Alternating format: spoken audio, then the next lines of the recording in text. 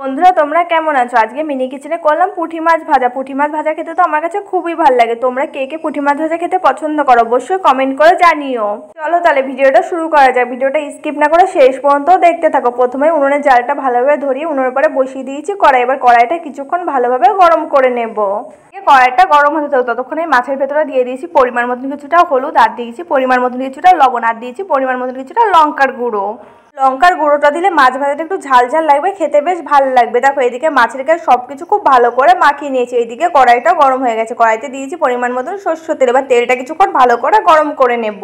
পুঁটি মাছের তরকারির থেকেও পুঁটি মাছ আমার কাছে ভাজা ভালো লাগে। এইদিকে দেখো কথা বলতে বলতে কড়াইয়ের তেলটাও কিন্তু গরম হয়ে গেছে। কড়াইয়ের তেলের ভিতরে দিয়ে দিয়েছি মাছগুলো। এবার মাছগুলো সবগুলো এক এক করে দিয়ে ভালো করে পাতিয়ে দেবো।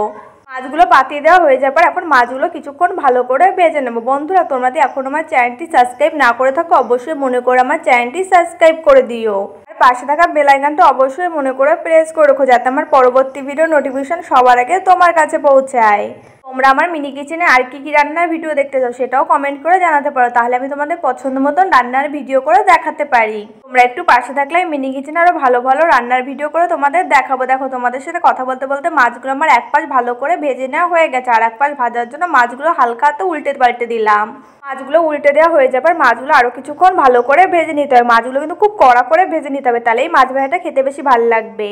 আর জানো তো এই পুঁটি মাছগুলো বেশিরভাগ মাছের ভেতরে পুরো ডিম ভরা। দেখো মাছ ভাজা করবার সঙ্গে কাঁচা লঙ্কা ভাজা করবো না, এটা হতে পারে, তাই মাছের ভেতরে দিয়ে দিলাম দুটো তিনটে কাঁচা লঙ্কা। কাঁচা লঙ্কাগুলো মাছের সঙ্গে কিছুক্ষণ ভালো করে ভেজে নেব। সঙ্গে মাছের ওপর দিয়ে দিলাম কিছুটা পরিমাণে পেঁয়াজ কুচি, তাহলে মাছ ভাজাটা খেতে আরও বেশি ভালো লাগবে পেঁয়াজ কুচিটা দিলে। তো পেঁয়াজ কুচিটা আমি আগে দিইনি, আগে দিলে না পেঁয়াজ ভাজাটা বেশি ভাজা হয়ে যেত, পুড়েও যেতে পারতো, তার জন্য আমি পরে দিয়েছি। এখন হালকা ভাজা হবে পেঁয়াজটা, তাহলে বেশি খেতে ভালো লাগবে।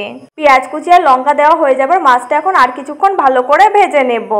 আমি এখানে মাছ ভাজার সময় কাঁচা লঙ্কা ভেজেছি, তোমরা যদি শুকনো লঙ্কাও ভেজে নাও তাহলে আরও বেশি খেতে ভালো লাগবে। শুকনো লঙ্কা আবার সবসময় শরীরের জন্য খাওয়া ভালো না। এইদিকে আমার মাছ ভাজা কিন্তু হয়ে গেছে। এই মাছ ভাজাটা কড়াই থেকে সুন্দর করে বাটিতে নামিয়ে নিয়েছি। কড়াইতে যে তেলটা ছিল মাছ ভাজা সেটাও ঢেলে নিয়েছি। গরম পুঁটি মাছ ভাজার সঙ্গে গরম ভাত আর সঙ্গে আলু সিদ্ধ মাখা কেমন হবে বলো তো খাওয়াটা। এদিকে আমি খেতে থাকি, তোমরা ভিডিওটা দেখতে থাকো। যদি তোমাদের কাছে ভিডিওটা ভালো লাগে লাইক কমেন্ট সাবস্ক্রাইব শেয়ার করতে একদম ভুলবে না। আজকে তাহলে আসি, দেখা হচ্ছে পরের ভিডিওতে।